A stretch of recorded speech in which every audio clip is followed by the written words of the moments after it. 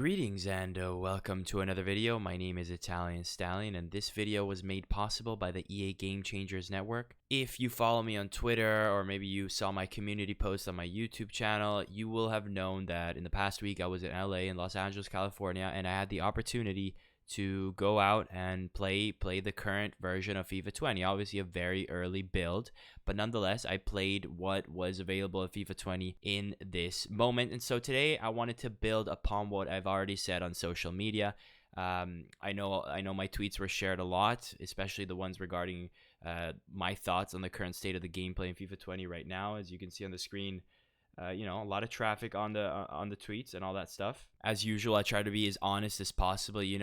I did mention that some things improved. I did mention passing improved, jockeying defensively improved, but overall, as you can see from the main part of the tweet, I was not super positive about the game because I want the best for the game. For the game to be better than 19, that means nothing to me. I never want to play a video game like FIFA 19 ever again, and I never want to play a video game like FIFA 18 ever again. I think for me personally, FIFA 18 and 19 were two games that were awful for me. I get this a lot, right? I get this a lot in my streams. I get this a lot on Twitter.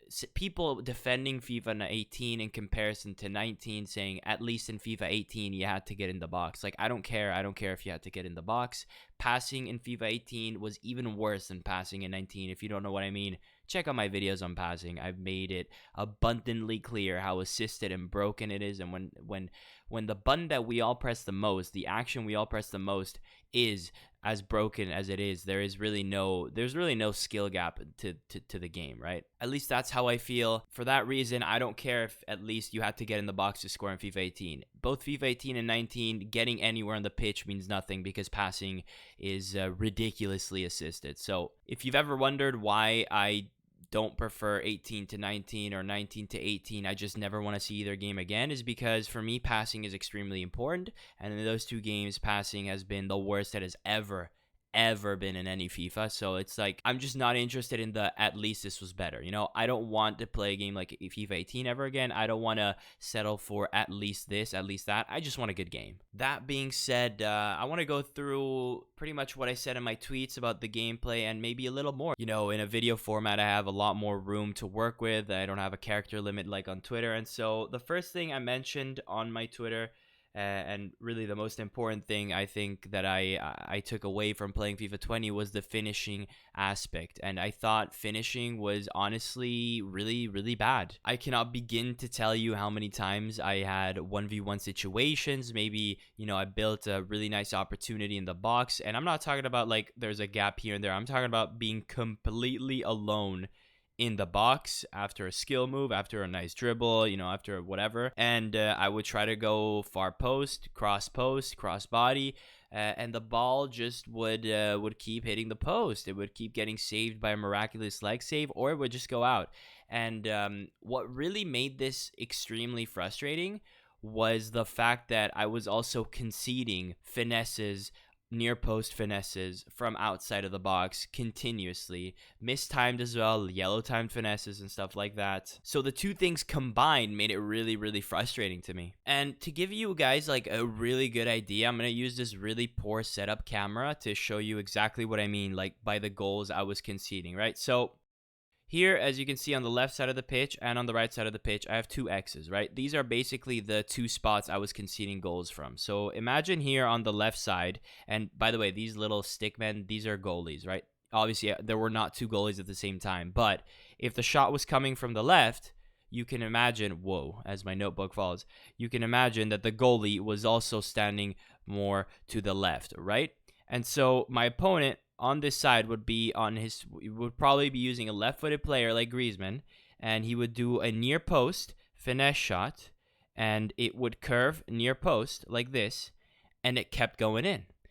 I'm personally a firm believer that, first post finishes have a time and place, but for the video game to make sense, these types of shots need to be more often than not saved, right? So let me explain. If my opponent is over here with Griezmann, right, and he decides, and he's running this way to the left, and maybe, he started off here and he ends up here, and he starts finessing near post, I'm also jockeying him, right? I'm following him in this line. And so I want to block any movement on the inside of the pitch because that's the most dangerous part of the pitch. The center is the most dangerous part. So I'm jockeying, pushing him on the outside because I know that while I block the second post area, which is here, imagine this guy's obviously on here because the goal is here in this situation when he's shooting from here. While I block this, I know that my keeper is on the first post, so you create a situation. This is what I was talking about in my shooting epidemic video. This is the logic of football. You're jockeying, and you're blocking this whole angle because you know that his only possibility to shoot then becomes near post, and so you put him in a situation where he has to take a shot, a low percentage shot, and so ideally when he takes this shot gets saved and it goes into a corner. You build the situation which you know, worst case scenario, your opponent gets a corner. Best case scenario, he doesn't even shoot and you're able to tackle him like maybe with a fullback coming in from the inside. Same thing on this side, right? Just finesses from the right side, near post. And I'm jockeying like here, I'm blocking the inside. If you release a football game in which shooting near post in this situation is as effective, I'm not saying it should never go in this situation, right? But if in this situation, you're jockeying correctly, you're pushing your opponent to the side, you're pushing him in a situation where his only angle is a very tight angle and your keeper's already there, and if you release a game in which you can score this so consistently, we return to a FIFA 19-esque type of game where there is no more logic, where it doesn't even matter anymore at this point what the decision making that you choose. And decision making is everything in FIFA and football. And so for me, when I saw these shots going in, especially with my defenders like right in front, I was extremely worried. Add on top of that, the fact that I was missing one-on-ones, and to me, the whole balance of the situation is a disaster. It's like the same thing. A similar example is when you're marking a left-footed player, and maybe you want to push him off on his right side, so he has to use his weak foot, and so you cover the left side more, and so you push him on the right side, right? You're playing the odds. You're playing the odds, you're trying to put yourself in a favorable situation, but FIFA 19, like FIFA 20 so far, more often than not, in shooting positions, it feels like it doesn't matter where you position yourself, what you do. At the end of the day, if it's going to be a goal, it's going to be a goal, and that's a big problem. That reduces the skill gap because you're not rewarding decision-making anymore. Now, before I get into like talking about specifics of the game, like passing and crossing and skill moves and set pieces, one thing I wanted to make clear, which is the second most important thing I took away. Obviously, the most important thing I took away from this was the finishing just not being good. But the second most important thing as a result of the finishing and other factors is that even though there have been like major improvements and I like certain aspects of the direction that the game is taking, it still feels to me like in the current build of FIFA 20 that despite all the good improvements, it's still a game like FIFA 19 where the scoreline can be so irrelevant. You can be so much better than your opponent and be losing, tying, or be only up by 1 when you should be up by 3. And that changes the whole complexity of the game. You could be so much worse than somebody and still be in the game just because of how the game works, just because of how the finishing is bad, just because of nutmegs here or there, or just things happening. And, before I hear this in the comments, I've seen a lot on Twitter as well saying, Stallion, head-to-head always feels slower. Guys, I know this, but I also played FIFA 19 before release, and I played FIFA 19 before release on head-to-head, and I'm comparing it to that, and I'm telling you guys, this is a whole new level of slow gameplay, right? The game is extremely slow, and so it's very weird how it feels, and it's going to take a lot of getting used to, but before I get more comments on that, know that I know the difference between foot and head-to-head. I'm just comparing it to pre-release FIFA 19 head-to-head when I experimented with it back then. And even back then, I was saying, long shots are way too overpowered. And I guess I would also add the fact that, guys, I know it's an early build. Like when I played FIFA 19 pre-release, it was in London, it was August, it was FIWC. We were like a month and a half pre-FIFA 19 release, and the game changed more than you could ever imagine, guys. I don't think it's like people understand how much the game changed in that 1 month and a half if you didn't play it at in London for the World Cup. So now I played this game in June. We're like three and a half, whatever months before release. Obviously, the game is changing. Is gonna change. It's gonna change no matter what. It's gonna change immeasurably, guys. No one's ever gonna experience that gameplay. Even people from the public who came to play FIFA 19 in the public stands, obviously creators had a separate section, so we had better access. But even those people, they'll never experience this gameplay again. The game's gonna change so much. But these, take this video with a grain of salt, because these are just the thoughts on this current gameplay. Now, obviously, the second bad thing I mentioned was that ref calls were all over the place. What do I mean by that? I mean that the fouling system felt completely off. When I say completely off, I literally mean like the most clean shoulder budges would result in tackles. It kind of reminded me of FIFA 16 when we had the issue of the slightest of touches being a penalty in the box. I gave away like multiple penalties that I was in absolute shock because I didn't do anything. I didn't tackle. I literally just got the ball cleanly, when you run into the ball when you make a tackle, and he kept giving pens. So that was weird to me, and that's why it was hard to judge the new tackling system. When these I didn't notice the new tackling system that they mentioned, the new tendency of players to tackle in a direction that would favor the defensive team. And so ideally it creates scenarios where you stop seeing FIFA 19 situations where you tackle 10 times and the ball bounces back. I did notice more balls bouncing back to you after you made a tackle, so that's good. But again, it was so hard to judge because of how many fouls the ref would call. And obviously the third main thing I mentioned in the tweet was that the gameplay was extremely slow. It's a really weird one, guys. You have to explain it. Not explain it. You have to play it to completely understand it, because the game, the cadence and everything of the game, the speed was slower, but dribbling was better. All right. Not only did they add a new dribbling mechanic, so there's no more L2 R2 crab walking. If you're holding L1 while you dribble, it's no longer close control either. You do this weird strafing thing, which is like a mixture of close control dribbling and L2 R2, and it allows you to move really well sideways and all that stuff. Shielding felt better, so you could block off players, but again, the speed was extremely slow. It was slow, but it was also more fluid. You know what I mean? You know how I've always spoken about left stick dribbling in FIFA 19 being awful because the slightest pressure from the defender on the ball holder will cause the ball holder to hesitate, to hunch over and all that stuff. That was happening a lot less, so that's good, right? You could juke out defenders a lot more, but it was just so slow, right? And it's interesting because while it was so slow, if you did a through ball on the wing or, over the top or whatever to a fast striker, it was much easier to break away in this game than it is in FIFA 19. So it's really weird because the cadence is slow, but, you can break away from a defender much more easily. And, the game is slow, but the dribbling is more fluid. So, good and bad on the same time. Obviously, if it was up for me, I would have a really a faster pace game, more like FIFA 17, quick pace, but also more error in passes and decent dribbling and all that stuff. But, it is what it is. We'll see how that plays out in foot. In terms of skill moves, I was kind of disappointed to see things like the Elastico. The Elastico was completely annihilated. Like, the ball dynamic in general in FIFA 19 feels completely different. The ball is much more bouncy. There's much more realistic movements. And while it looks extremely pretty, when you perform an Elastico, forget about chaining it, by the way. Like, you're not going to be able to chain it because after one Elastico, the ball is so bouncy that even doing one is a bit risky, because as soon as you exit the Elastico, it's like you don't really have the best control of the ball. It's kind of random what happens, so it's a shame. It would have been nice to see the Elastico one time just remain as good as it is, but I guess we're gonna have to adapt in that sense.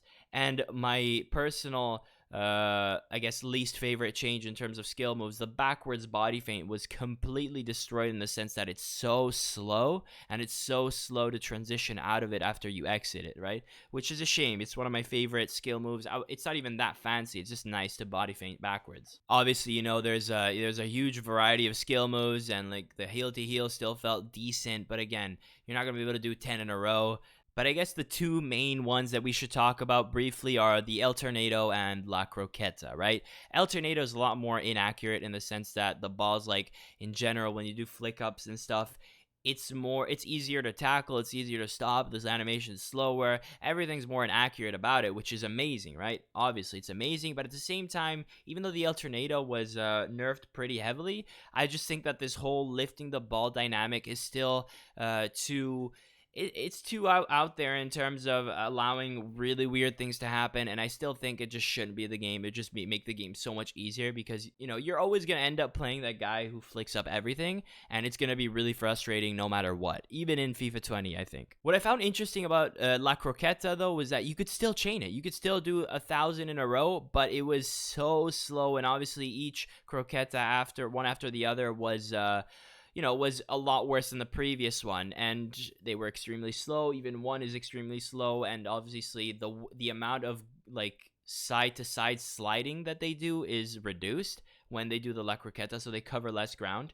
What I did find interesting, however, is that I still think that the Elastico was nerfed more than La Croqueta, which to me is kind of crazy. Like, La Croqueta is by far, for me, the skill that needed to be nerfed the most, but it felt like Elastico was the one affected the most. And obviously, I guess another thing that everyone kept saying that was great is that there's a lot less AI defending. See, I don't know how I fall on that, I don't know how I fall on that, because on the one hand, is there less AI defending than 19? Like, sure, whatever. I mean, probably there is, but the thing is, like, on the counter, the AI is like, if you're countering your opponent, his AI is gonna be a lot worse than it is now in 19, right?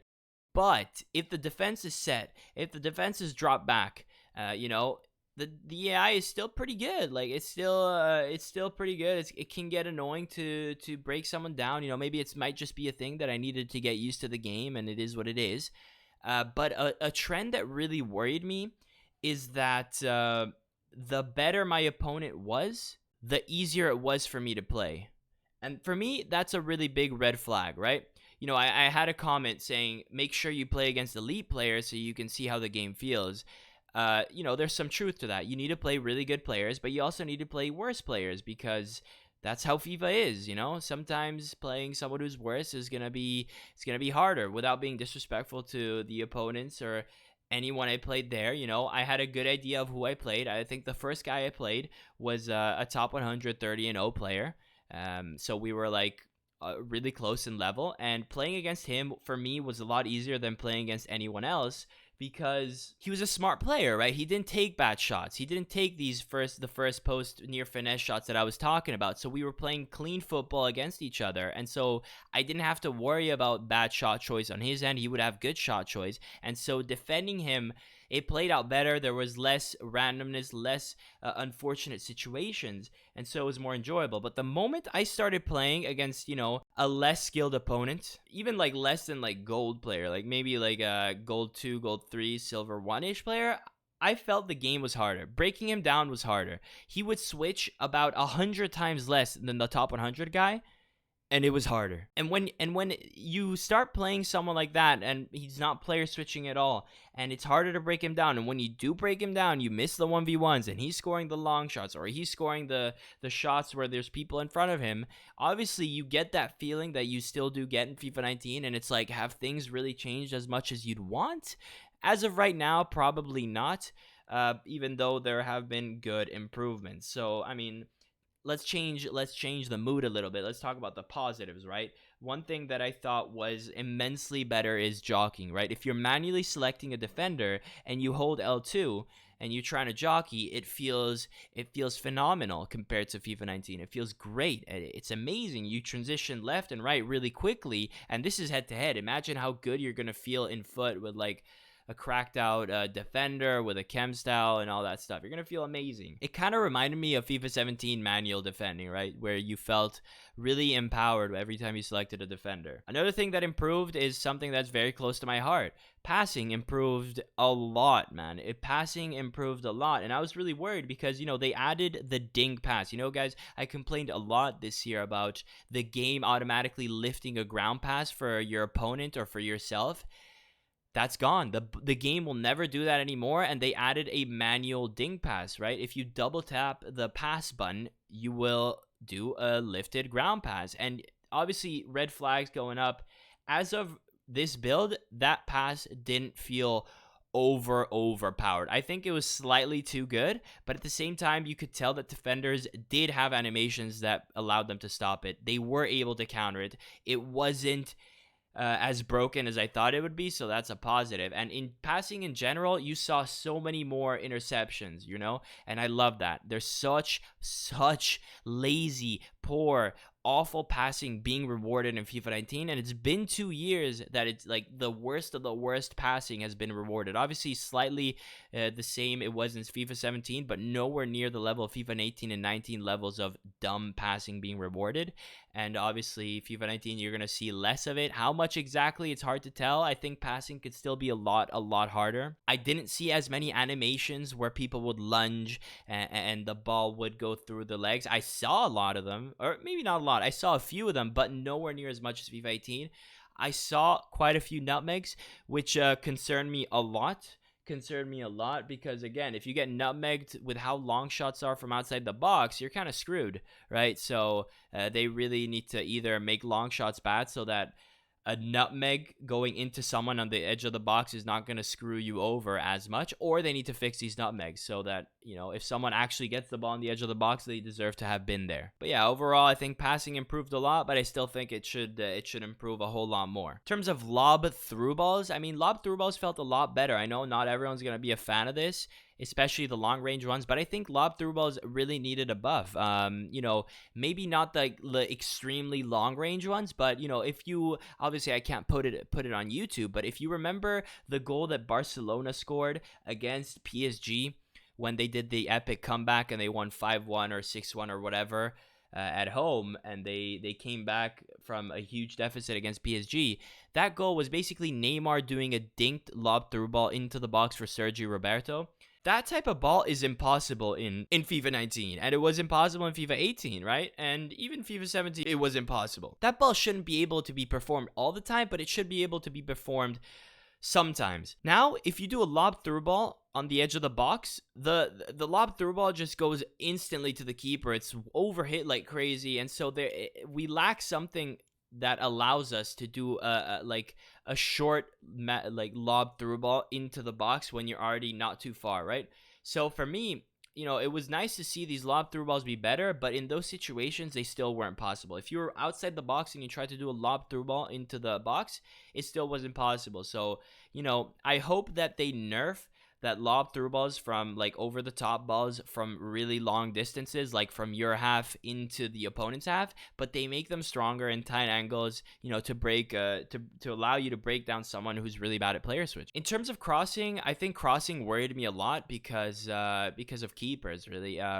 It didn't really feel like crossing was overpowered, in the sense that if you cross and the attacker is surrounded by defenders, he's gonna have a harder time to hit the ball in a clean way, the same way he does in 19. But what does worry me is the fact that I saw so many crosses be completely ignored by the keeper. And I don't know if this has something to do with the new instructions, right? Keepers now have a new instructions in custom tactics. You can tell them how aggressive you want them to be on crosses. So for the same way that you can tell a CDM to be aggressive or passive in intercepting passes, the same way you can tell a CDM to cut passing lanes or man mark in instructions, you can now tell a goalie, do you want him to be a keeper sweeper? Do you want him to be aggressive or passive in crosses, stuff like that? So I don't know if that's something to do with that whole new dynamic, but I saw so many crosses land right next to the keeper, and he just not even try to hit the ball in the air or something. So that was really worrying. Goalies in general were a little better than 18. The 19, in the sense that, the log animations where keepers just fall over instead of diving. I didn't see as much of that, but it didn't matter because, like I said earlier, they were still conceding these stupid first post, near post shots. So I think goalies need to be buffed, and I know a lot of people will like that. A lot of people usually complained in FIFA 17 because of Jack Butland doing 15 saves. But, I'm not saying he wasn't overpowered. Maybe that needed to be tuned. But at the same time, how many of those complaints were warranted How many of those complaints came from people who just took bad shots? That this is why I do what I do on YouTube. I make my arguments, but I back them up with undeniable clips. Like, the proof is there.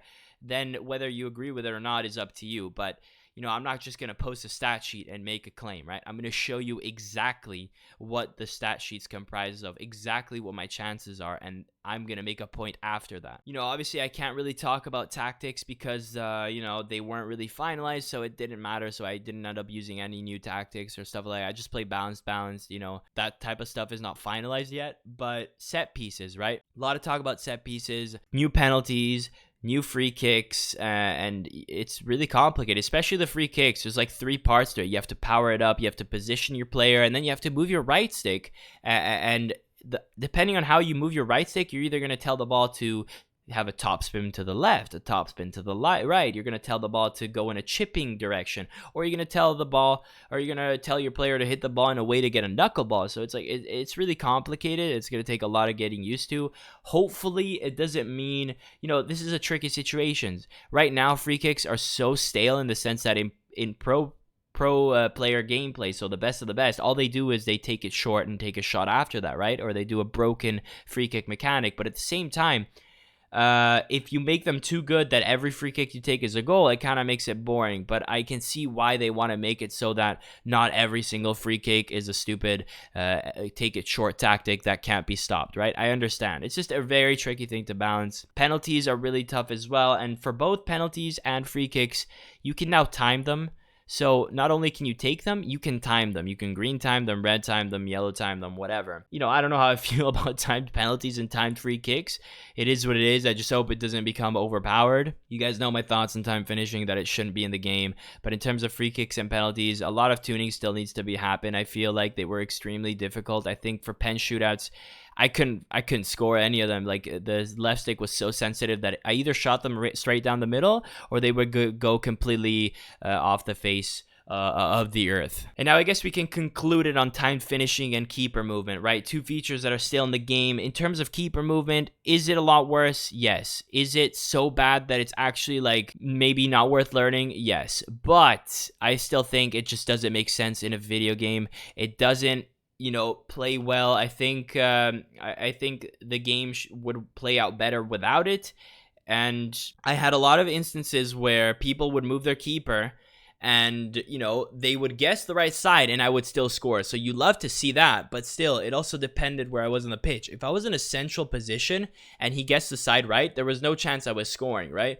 But if I was in an angled position, sometimes I would still score regardless. Either way, I just don't think it plays out nicely. I think the game plays out better without keeper movement. If someone gets completely torn apart and his defense is wide open and he allows his opponent to get in on goal, he should concede a goal. He shouldn't have a last-ditch effort that good, even if it's not as good.